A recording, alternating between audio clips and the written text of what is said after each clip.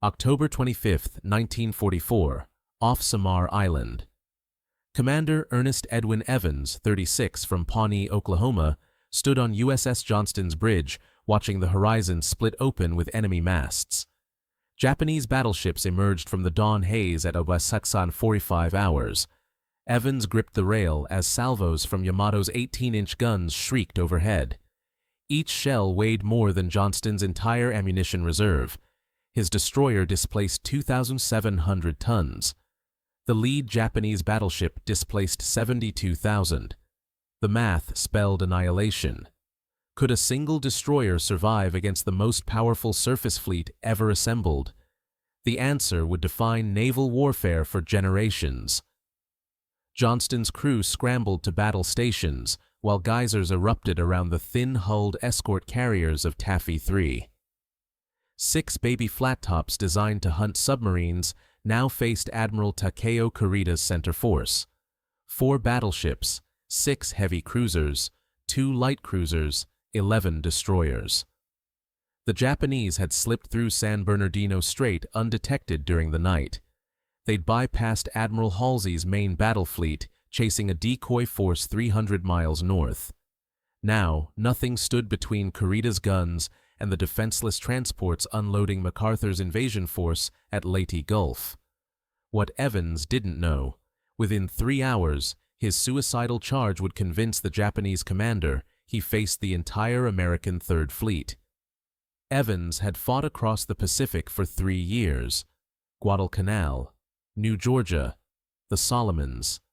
Every battle taught the same lesson: hesitation killed. His Pawnee grandfather taught him never to start a fight, but never to walk away from one either. The Japanese had started this fight at Pearl Harbor. Evans intended to finish it. The tactical situation looked hopeless. Taffy 3 Commander Rear Admiral Clifton Sprague ordered his escort carriers south at their maximum 17 knots. The Japanese battleships could make 27. Simple arithmetic gave Kurita's force about 90 minutes before his guns bracketed the fleeing carriers. Once those 16-inch and 18-inch rifles found their range, American air support for the Leyte invasion would vanish in flame and twisted metal. Johnston carried 5 5-inch guns against Yamato's 9 18-inch rifles. Each Japanese shell contained more explosive than Johnston's entire broadside. The heavy cruiser Kumano alone outweighed Johnston by a factor of 13. Her 8-inch armor belt could shrug off 5-inch hits like raindrops. Johnston's thin plating might stop small arms fire. Maybe. Evans turned to his crew. 300 men watched their captain in silence. Most were under 25. Farm boys from Iowa, factory workers from Detroit, fishermen from Maine. They'd trained together for 18 months. Evans had pushed them through endless drills until every man could operate his station blindfolded. Now that training faced its ultimate test. The numbers seemed impossible: 1 destroyer against 23 enemy warships. But Japanese action reports would later confirm Johnston engaged vessels with a combined displacement exceeding 250,000 tons. "Commence firing," Evans ordered. His voice carried across the bridge without a tremor. Johnston's forward turret swung toward the lead Japanese column. Fire Control Officer Robert Hagen fed ranging data into the mechanical computer. The solution appeared impossible. Maximum effective range for the 5-inch 38 caliber gun was 18,000 yards. The Japanese cruisers were opening fire from 30,000 dollars. Johnston's first salvo left the barrels at 0647. 5 shells arced toward the heavy cruiser Kumano. All missed. Hagen adjusted elevation. The second salvo landed 500 yards short. Geysers climbed skyward, but Kumano steamed on undamaged. Japanese return fire began walking toward Johnston. Splashes crept closer with each salvo. Evans ordered flank speed. Black smoke poured from Johnston's stacks as her engines hammered toward 35 knots. The destroyer heeled into a hard turn, her deck canting at 30 degrees. Sailors grabbed stanchions to keep their footing. In the engine room, machinists' mates watched temperature gauges climb into the red. The turbines screamed. Metal groaned. Johnston wasn't built for this kind of punishment, but Evans needed every knot. He was closing range against an enemy that could obliterate him with a single hit. Standard doctrine called for destroyers to lay smoke and retreat behind screening vessels. Evans was charging directly at 4 battleships. His crew thought their captain had gone mad. They were right. They were also following him straight into hell. Johnston's third salvo struck water 200 yards ahead of Kumano's bow. The fourth landed 100 yards short. Hagen's crew worked the rangefinder like demons. Spotters called corrections through the intercom. The fifth salvo disappeared into the morning haze. 5 seconds later, orange flashes erupted along Kumano's forward superstructure. Direct hits. While Johnston scored the first American hits of the battle, Kumano's forward turret erupted in a secondary explosion that sent debris raining across her foredeck. Evans pressed his attack. The range dropped to 10,000 yards. Then 9,000. Johnston's guns hammered out rounds as fast as the crews could load them. Brass casings piled ankle-deep around the mounts. Powder smoke choked the gun decks. The barrels glowed red from sustained fire. Still, Evans drove closer. At 8,000 yards, Johnston launched her torpedoes. 10 Mark 15 fish leaped from their tubes and cut white wakes toward the Japanese formation. Each torpedo carried 825 pounds of Torpex explosive. The range was textbook perfect for a spread shot against multiple targets. The torpedoes ran true at 45 knots. Kumano's lookouts spotted the wakes too late. One torpedo struck Kumano below her forward turret. The detonation tore a 40-foot hole in her hull. Seawater flooded 3 compartments. The cruiser's bow settled noticeably lower. Her speed dropped from 32 knots to 16 as damage control teams fought. The flooding. Kumano turned away from the action. Her participation in the battle effectively finished. Evans had just crippled a ship 13 times his displacement. The crew cheered. Their celebration lasted exactly 43 seconds. Yamato's forward turret fired. 3 18-inch shells the size of Volkswagens arced across 6 miles of ocean.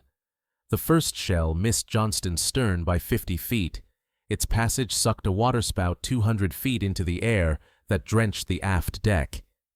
The second shell struck water 30 feet off the port bow and detonated on impact. The underwater explosion lifted Johnston's forward section completely out of the water. Seams split. Plates buckled. The shockwave shattered every light bulb on the ship. In the forward magazine, sailors were thrown against bulkheads with bone-breaking force. The third shell passed directly through Johnston's bridge. It entered the starboard side at deck level, traveled completely through the bridge structure without detonating, and exited the port side trailing fragments of twisted metal and human tissue. The shell was a dud.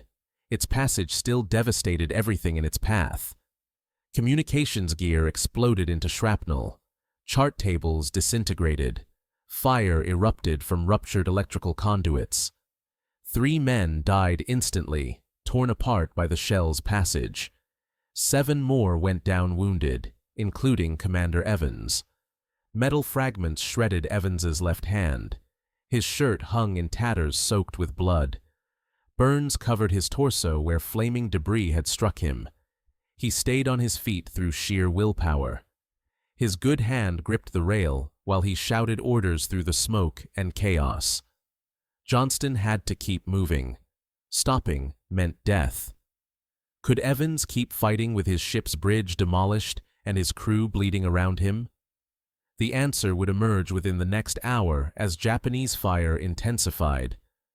The bridge fire spread despite damage control efforts. Flames climbed the radar mast and engulfed the fire control director. Electrical systems sparked and died.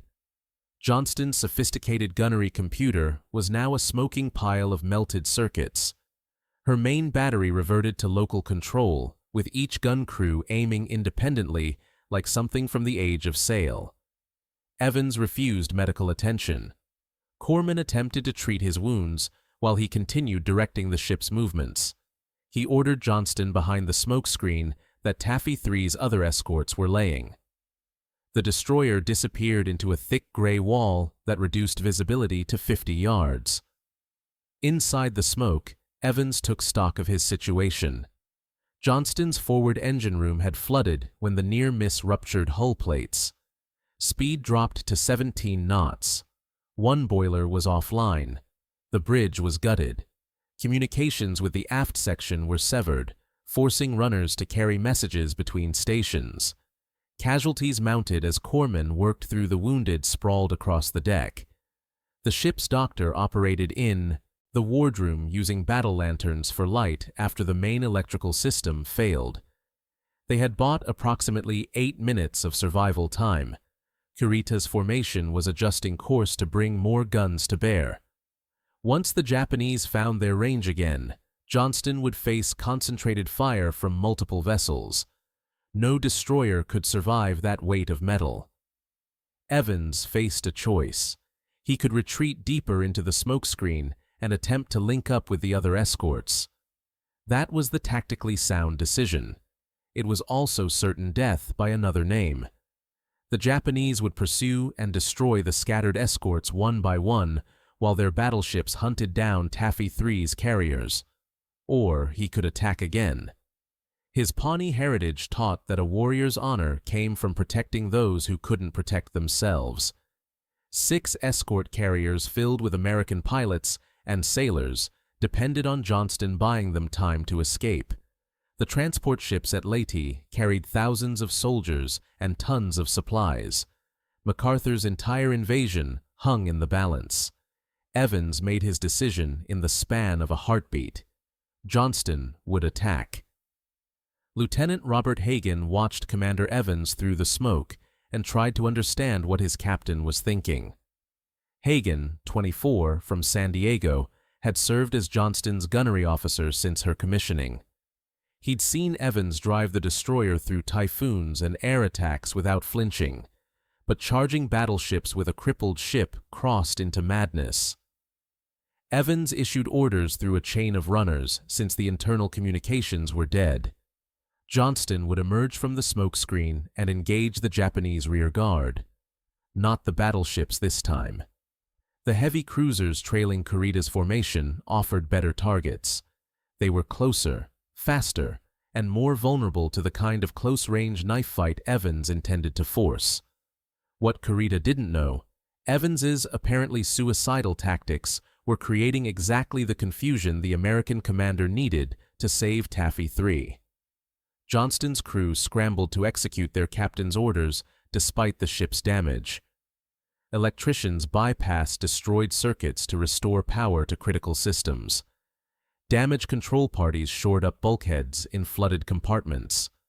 Gun crews manually cranked their turrets toward new bearings without functioning power assists.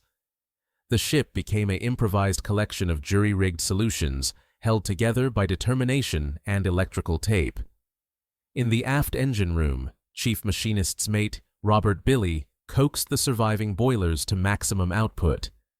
Billy, 31, from Cherokee, North Carolina, understood machinery the way musicians understand instruments. He could hear problems in an engine's rhythm before gauges registered trouble. Now he listened to Johnston's tortured turbines and knew they were operating beyond their design limits. The bearings were running dry. Temperature gauges had climbed past their maximum readings. Metal fatigue was spreading through stressed components.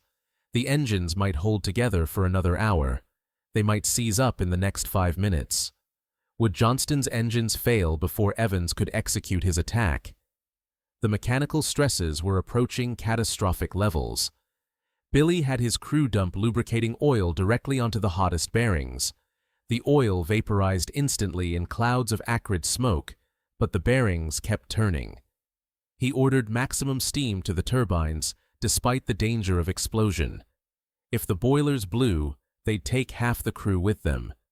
If Johnston lost power in gun range of Japanese cruisers, everyone died anyway. Billy chose the risk that kept them fighting. Johnston burst from the smoke screen at 07:23 hours. She emerged 7,000 yards from the heavy cruiser Tone, fourth in the Japanese column. Tone's lookout spotted the American destroyer immediately, and her secondary batteries opened fire. 8 5-inch guns sent shells screaming toward Johnston. Geysers erupted around the charging destroyer. Evans ordered hard to port. Johnston heeled over, presenting her narrow profile to Tone's guns, while her forward battery engaged. The gunnery solution was relatively simple now. Local control meant each gun crew aimed by eye using optical sights.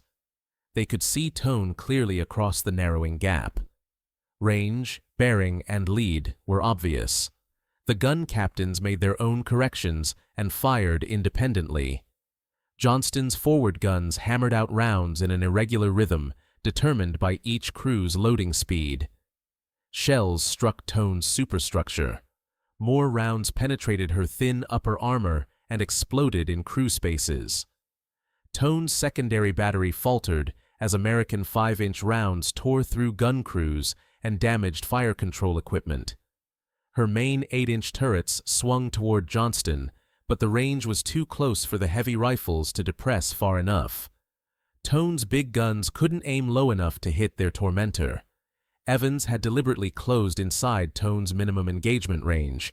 The heavy cruiser's main battery was useless. Her secondary guns were suppressed by Johnston's accurate fire. Tone turned away to open range, but Johnston matched her turn, maintaining position off the Japanese cruiser's quarter, where her big guns remained ineffective. For 6 minutes, Johnston savaged Tone with 5-inch fire. The American destroyer scored an estimated 40 hits on the cruiser's superstructure and upper works. Tone's bridge took direct hits that killed her executive officer and wounded her captain. Radio equipment exploded. Fire control systems went offline. The cruiser emerged from the engagement with 40 casualties and significant topside damage, but Johnston paid for every hit. Tone's secondary battery finally found its mark. A 5-inch shell struck Johnston's aft deckhouse and detonated in the crew quarters. The explosion killed 5 men instantly and ignited fuel oil stored in an unauthorized location. Flames spread through the aft superstructure. Another shell penetrated the galley and erupted among food stores, sending cans of soup and vegetables ricocheting like shrapnel. The numbers mounted against Johnston in a brutal arithmetic of attrition: 6 confirmed hits, 8 killed, 16 wounded, speed reduced to 15 knots, 1 gun mount disabled. Johnston disengaged from Tone and maneuvered back toward the smokescreen. Evans had achieved his immediate objective. Tone was withdrawing from the battle line with damage that would keep her out of action for the next hour. Kumano was already limping towards safety. 2 heavy cruisers removed from Kurita's formation meant 2 fewer sets of 8-inch guns threatening Taffy 3's carriers. But the strategic situation remained desperate. Yamato and the other battleships were closing on the escort carriers. Taffy 3's aircraft were attacking with whatever weapons they could load: bombs, torpedoes, depth charges, even empty fuel tanks dropped like improvised projectiles. The pilots made dummy runs when they ran out of ammunition, hoping to force evasive maneuvers that slowed the Japanese advance. It was buying time, but not much. Evans studied the tactical plot and recognized the pattern. Kurita's formation had fragmented under the chaotic American attacks. The Japanese vessels no longer steamed in neat columns. They'd spread out to avoid torpedoes and aircraft, creating gaps in their formation.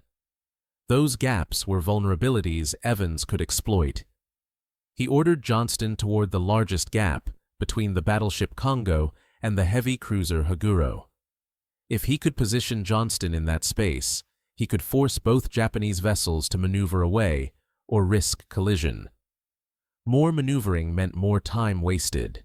More time meant more distance between Kurita and Taffy 3. The tactic was sound in theory. In practice, it required Johnston to charge directly between two ships that collectively mounted 18 major-caliber guns. Evans was betting his crew's lives on Japanese reluctance to risk their capital ships in close-quarters maneuvering. While Johnston lined up her attack run, lookouts spotted 3 Japanese destroyers approaching from the northeast. They were attempting to flank Taffy 3's formation and launch torpedo attacks against the carriers. The escorts, USS Hole and USS Heermann, were already engaging them, but they needed support. Evans faced another impossible choice. He could continue his attack on the battleships or turn to engage the destroyers. Battleships threatened Taffy 3 directly, but moved slowly and suffered from poor maneuverability. Destroyers were faster, more nimble, and their torpedoes could cripple a carrier with a single hit. How many more suicidal attacks could Johnston's crew survive? Each engagement brought them closer to the mathematical certainty of catastrophic damage. Evans chose the destroyers. Johnston swung hard to starboard and accelerated toward the Japanese screening vessels. The sudden course change surprised both friend and foe. Heermann's captain initially thought Johnston was withdrawing. The Japanese destroyers assumed the American was positioning for a torpedo attack and began evasive maneuvers. Neither assumption was correct. Evans was positioning Johnston to block the Japanese destroyer's approach vector to Taffy 3. He couldn't sink 3 destroyers with his remaining operational guns, but he could get in their way, make them maneuver, force them to choose between engaging him or pressing toward the carriers. Each minute they spent dealing with Johnston was another minute Taffy 3 gained for escape. The lead Japanese destroyer, Shimakaze, opened fire at 12,000 yards. Her 5-inch guns were roughly equivalent to Johnston's main battery. The engagement became a straight gunnery duel with no overwhelming advantage on either side. Both vessels could damage each other. Both could potentially achieve mission kills that would leave their opponent dead in the water. Johnston fired first. Her forward guns had the range dialed in from the earlier engagement with tone. The first salvo straddled Shimakaze, with shells landing short and long. The Japanese destroyer turned to present a narrower profile. Johnston's second salvo caught her amidships. 2 shells penetrated Shimakaze's thin hull and exploded in engineering spaces. Black smoke poured from vents as damaged boilers lost pressure. Shimakaze's return fire was accurate despite her damage. 3 shells struck Johnston in quick succession. 1 hit the forward mast, bringing down radar antenna and fire control equipment. Another penetrated the forward crew compartment and exploded among damage control parties, killing 7 men. The third struck the already damaged bridge structure and triggered a fierce fire that threatened the ammunition magazine directly below. Evans ordered the magazine flooded. It was the only way to prevent a catastrophic explosion that would break the ship in half. His crew opened the seawater valves and watched helplessly as thousands of rounds of 5-inch ammunition disappeared under rising water. Johnston's forward guns now had enough shells for approximately 20 more minutes of sustained fire. After that, they'd be throwing coffee mugs. Johnston's damage control parties worked with desperate efficiency while shells continued falling around them. Pharmacist's mate, William Harris, 22, from Baltimore, treated wounded men on the open deck because the wardroom was packed beyond capacity. Harris had enlisted 2 years earlier, expecting to serve on a hospital ship. Instead, he found himself performing emergency surgery under fire with instruments sterilized by torpedo alcohol. Burns were the worst casualties. Men with clothing seared into their flesh, faces blackened by flash fires, hands destroyed trying to fight flames with bare skin. Harris worked through his morphine supply in the first hour. After, That, he could only offer encouraging lies about the pain being temporary. The immediate survival problems compounded with each passing minute. Johnston's fresh water system had ruptured in 3 places, contaminating drinking water with seawater and oil. Her food stores were scattered across the deck or burning in the galley fire. The ship's generators were running on fumes with fuel lines damaged and repair crews unable to reach the leak while under fire. Would Johnston remain combat effective long enough to matter? Her systems were degrading toward total failure. Lieutenant Ernest Cox, the engineering officer, assessed the damage and delivered brutal news to Evans. The forward engine room flooding was spreading despite countermeasures. Pumps were losing the battle against incoming water. Within 2 hours, possibly less, they'd lose the forward engine completely. When that happened, Johnston's speed would drop to perhaps 10 knots. A crippled destroyer making 10 knots was target practice for Japanese gunners. Evans absorbed the information without visible reaction. He'd known since the first Japanese salvo that Johnston was living on borrowed time. Every minute of continued operation was a gift. He intended to spend that gift making the Japanese pay maximum price for every yard of ocean. At 0752, Johnston engaged her 3rd target of the morning. The heavy cruiser Chikuma had worked around Taffy 3's northern flank and was preparing to launch torpedoes at the escort carriers. Her position was perfect for a killing shot. The carriers were steaming directly away from her, presenting their vulnerable sterns to her long-lance torpedoes. One spread of 10 torpedoes could potentially cripple 3 carriers. Johnston appeared through the smoke screen 9,000 yards from Chikuma's starboard beam. Evans didn't bother with tactical finesse. He simply pointed Johnston's bow at the cruiser and opened fire with every operational gun. The barrage wasn't particularly accurate, but it was violent and unexpected. Shells fell around Chikuma in rapid succession, forcing her captain to take evasive action. Chikuma's torpedo solution evaporated when she maneuvered. The bearings changed, range opened, the firing window disappeared. Her torpedo officer would need several minutes to recalculate a solution. Evans didn't give him those minutes. Johnston maintained fire while maneuvering to stay in Chikuma's engagement zone, preventing the cruiser from steadying on course long enough to launch. The duel lasted 18 minutes. Johnston fired 97 rounds and scored an estimated 12 hits on Chikuma's superstructure. The cruiser's return fire was devastating. 8-inch shells tore through Johnston's thin plating like paper. One hit penetrated the aft engine room and exploded among the machinery. Superheated steam erupted from ruptured pipes, scalding Chief Billy and 3 of his crew. Another shell struck the afterdeck house and detonated in crew berthing spaces, killing 11 men who'd been resting between battle stations. Johnston's after gun mount took a direct hit that killed its entire crew.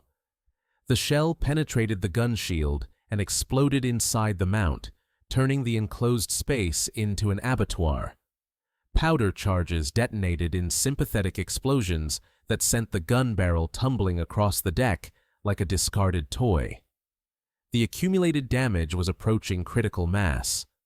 Johnston had lost 3 of her 5 main guns. Both engine rooms were compromised. Her speed had dropped to 12 knots and falling. Casualties exceeded 70 dead and wounded. The ship was burning in 4 separate locations. Ammunition reserves were nearly exhausted. Yet, Evans kept attacking. When Chikuma finally disengaged to avoid Johnston's suicidal close approach, Evans turned his attention to the next threat. The tactical situation had evolved during Johnston's engagement with Chikuma. Kurita's formation had become completely scattered under the intensity of American air attacks and the confusion sown by desperate destroyer charges. What began as an organized assault had degraded into individual ship actions as Japanese captains maneuvered independently to avoid torpedoes and bombs. Admiral Kurita, aboard Yamato, had lost tactical control of his force. His radio communications were degraded by American jamming and atmospheric interference. He couldn't see his dispersed vessels through the smoke and rain squalls that had moved into the area. His intelligence assessments were completely wrong, convinced by the ferocity of American attacks that he faced fleet carriers and heavy cruisers rather than escort carriers and destroyers. That confusion was Johnston's doing as much as anyone's. Her attacks had been so aggressive and sustained that Japanese action reports estimated they faced 3 American heavy cruisers. No single destroyer could survive the punishment Johnston had absorbed and continue fighting. Therefore, Japanese analysts concluded, multiple vessels must be operating in coordination. While Kurita struggled to restore order to his scattered force, Taffy 3's carriers were successfully withdrawing toward the south. Johnston's crew knew none of this strategic context. They only understood that Japanese ships kept appearing through the smoke, and their captain kept attacking them.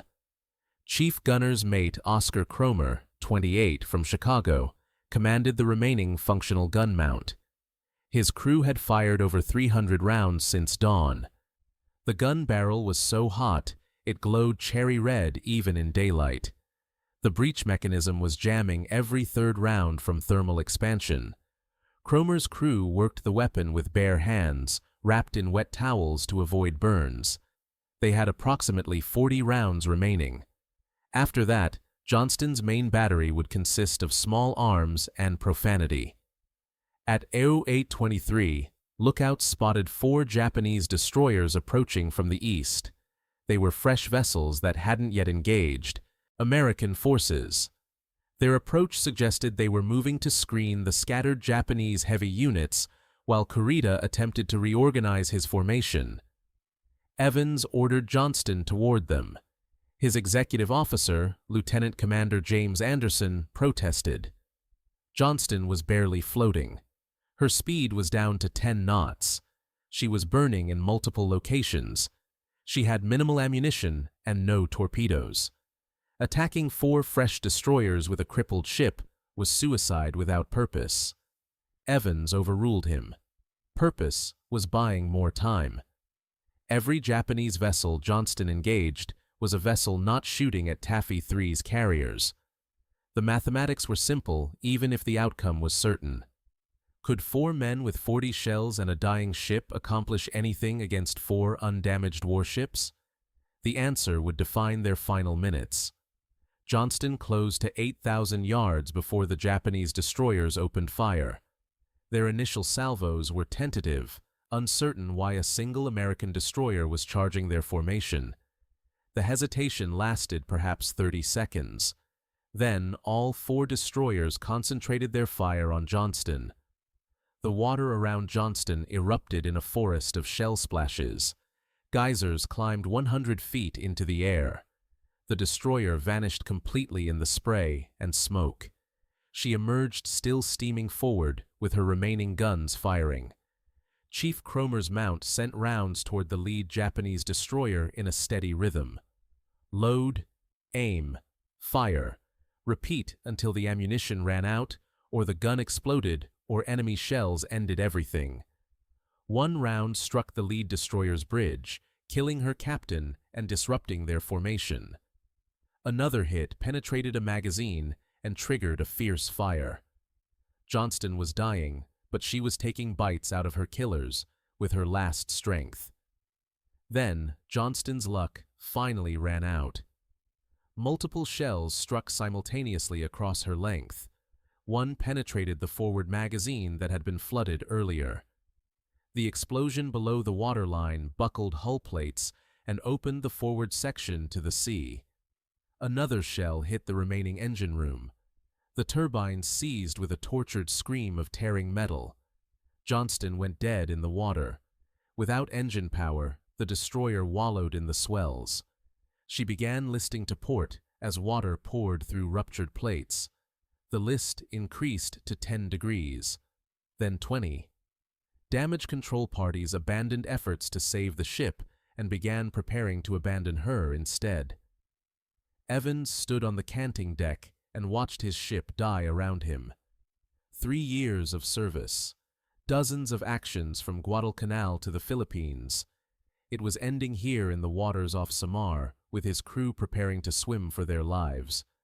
But Johnston had accomplished her mission. The time she'd bought allowed Taffy 3's carriers to escape beyond range of Kurita's guns. The confusion she'd created contributed to the Japanese admiral's decision to withdraw rather than press his attack.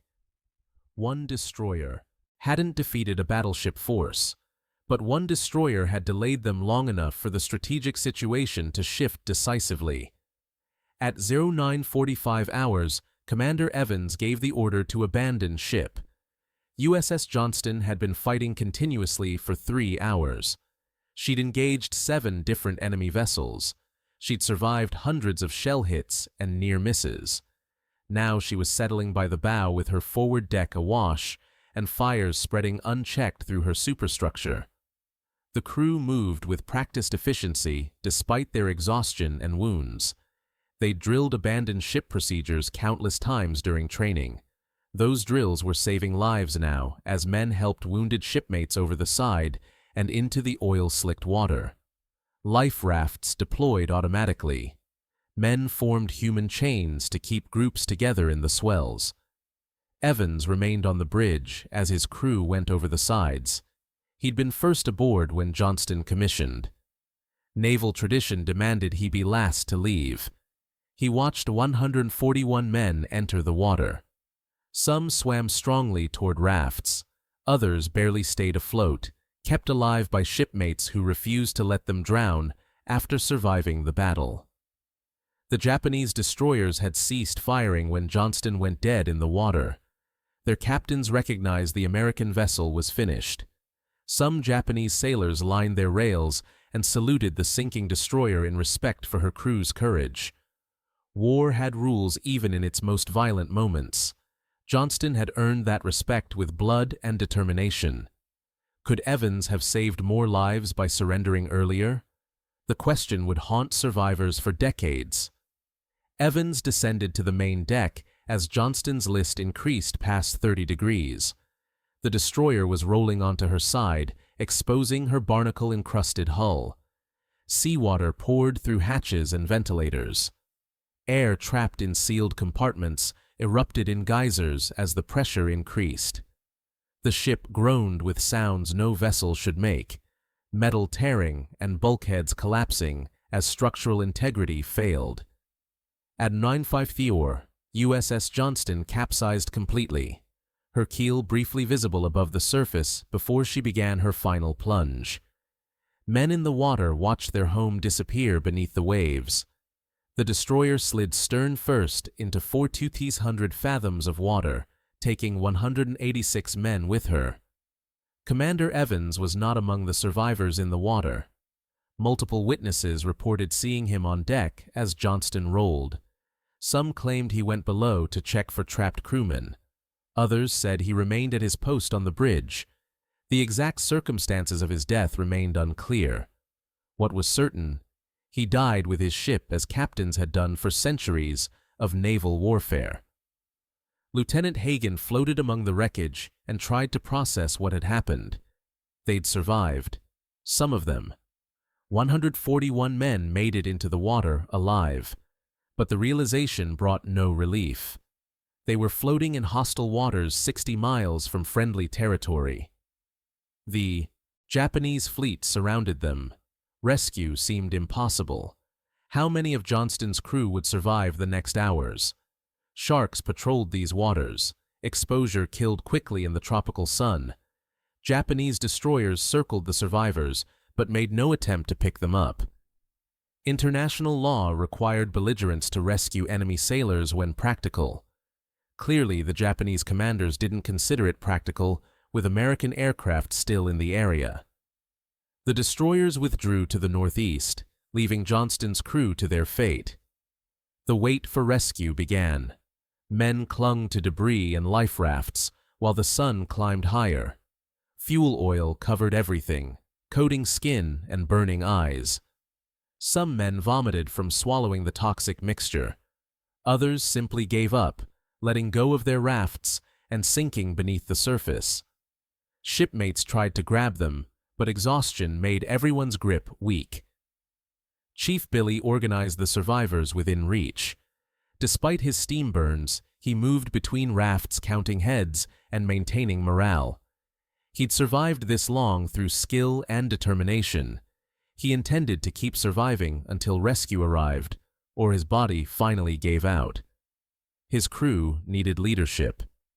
Someone had to believe they'd make it home. By noon, the survivors had drifted apart into separate groups.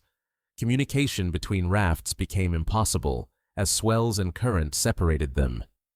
Each group faced isolation without knowing if other survivors existed. The psychological impact was devastating. Men who'd fought together for 3 years now died alone within sight of their shipmates. At 14:30 hours, aircraft appeared overhead. They were American.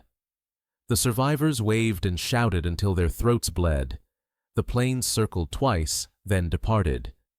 The pilots had spotted them, but the aircraft were fighters without rescue capability. They'd have to report the survivors' position and hope rescue vessels arrived before nightfall. Would rescue arrive in time? Exposure and shark attacks were claiming more lives every hour. Destroyer escort USS Dennis arrived at 17:30 hours with the escort carrier USS Amine Bay providing air cover. Dennis's crew worked frantically to pull survivors from the water before darkness fell. The process was agonizingly slow. Men were so coated in fuel oil that they slipped through grasping hands. Some were too weak to grab rescue lines and had to be retrieved by swimmers. Others had already died, floating face down, but still gripping their rafts in death. Dennis recovered 141 survivors from Johnston. Another 41 men had died in the water during the 6 hours between Johnston's sinking and rescue. Some drowned from exhaustion. Others succumbed to wounds sustained during the battle. A few simply gave up and let the ocean claim them. Chief Billy was among the last pulled aboard Dennis. He'd stayed in the water helping organize survivors until the rescue crew physically hauled him onto their ship. His steam burns had become infected during hours in contaminated water. His body temperature was dangerously low. Dennis's medical staff rushed him to the sick bay where doctors worked to stabilize him. Lieutenant Hagen reached Dennis's deck and immediately vomited fuel oil mixed with seawater. A corpseman wrapped him in blankets while another forced fresh water past his lips. Hagen's first question was about Commander Evans.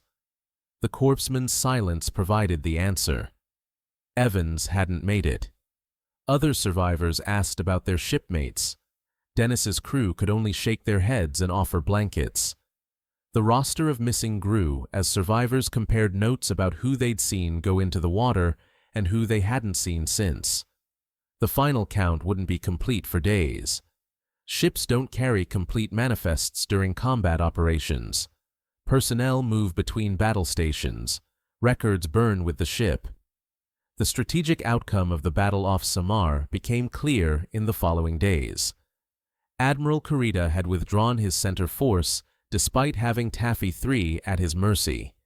His retreat saved MacArthur's invasion force from potential disaster. The Japanese lost 3 heavy cruisers during the engagement: Kumano, Chikuma, and Chokai. They suffered damage to 2 more cruisers and 3 destroyers. Most significantly, they lost the initiative. Japanese naval doctrine emphasized decisive battle, where superior forces destroyed enemy fleets in single engagements. Kurita had achieved tactical surprise with overwhelming strength. Then he withdrew before completing his mission. Japanese naval historians would debate his decision for decades. Was it poor intelligence? Confusion from American attacks? Loss of nerve? The actual cause was simpler. Destroyers like USS Johnston had convinced Kurita, through their suicidal aggression, that he faced a much larger American force. No escort destroyer fights battleships unless heavy reinforcements are nearby. Therefore, Kurita reasoned, He must be steaming into a trap.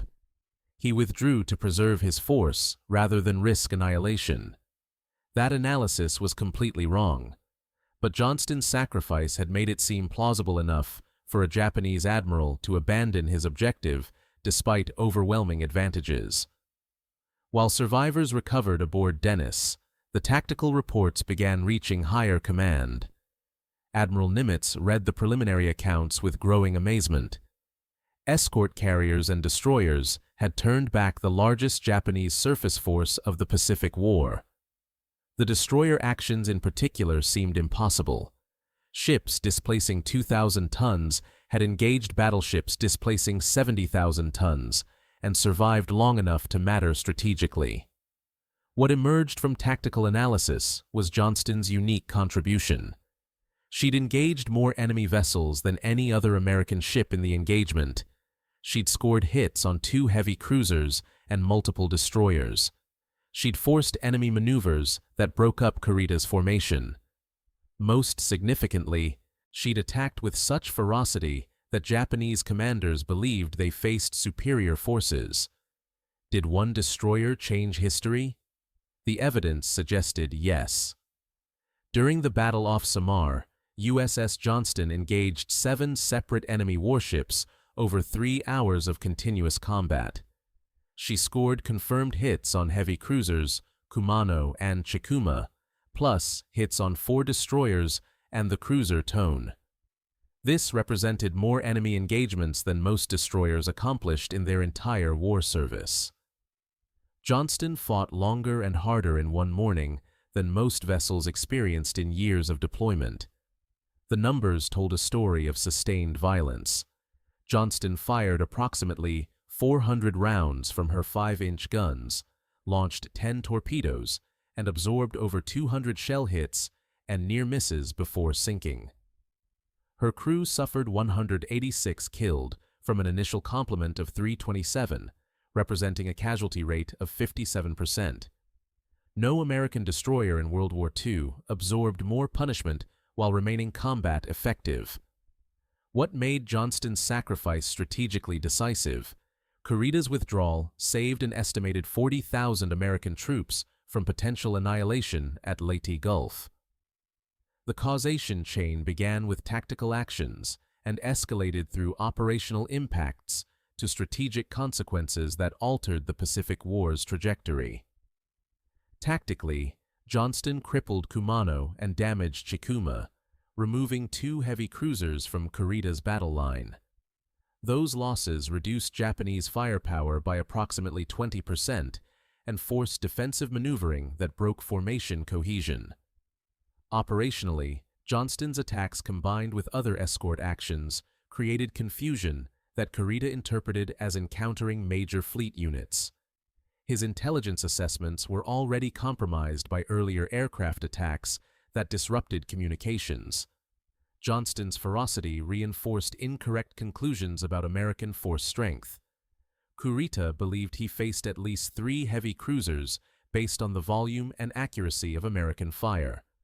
No destroyer, he reasoned, could sustain combat effectiveness after absorbing the punishment Johnston had taken. The strategic impact emerged when Kurita withdrew despite tactical advantages. MacArthur's invasion fleet remained intact. Supply lines to Leyte continued operating. The Philippines campaign proceeded without the catastrophic disruption that Japanese planners intended. Japan's last major surface fleet action ended in withdrawal rather than the decisive victory their doctrine required. Historians debate whether Kurita could have successfully attacked the transports even if he'd destroyed Taffy 3. American air power was concentrating in the area. Submarine threat remained high. Kurita's fuel situation was marginal, but those debates acknowledge he had the tactical opportunity. Johnston and her sister ships denied him the chance to exploit it. The strategic shift manifested in subsequent Pacific operations. Japanese naval forces never, again, challenged American control of Philippine waters. The combined fleet's surface units remained in port, conserving fuel and avoiding engagements they couldn't win. American carrier task forces operated with increasing freedom as Japanese capabilities degraded through attrition and fuel shortages. Was this outcome inevitable, regardless of Johnston's actions? Military historians argue yes. Japan's industrial capacity couldn't sustain losses at 1944's rate. American shipbuilding was producing vessels faster than Japanese forces could sink them. The strategic balance had shifted irreversibly by late 1944. But inevitability ignores the human cost of acceleration. Johnston's sacrifice compressed timelines. Every day American invasion forces remained secure meant fewer casualties from prolonged operations. Every Japanese withdrawal meant resources diverted from other theaters. The mathematics of attrition worked in America's favor, but individual actions like Johnston's determined how quickly that mathematics resolved into victory. Post-war analysis examined Johnston's tactical effectiveness through documented results. She achieved mission kills against 2 Japanese cruisers and forced 3 other vessels to disengage from the primary battle. Her torpedo hit on Kumano inflicted damage that kept the cruiser out of action for repairs through war's end. Chikuma suffered sufficient damage that her effectiveness in subsequent operations was compromised. These weren't symbolic victories. They represented concrete degradation of enemy combat capability. Modern naval doctrine incorporates lessons from Johnston's actions.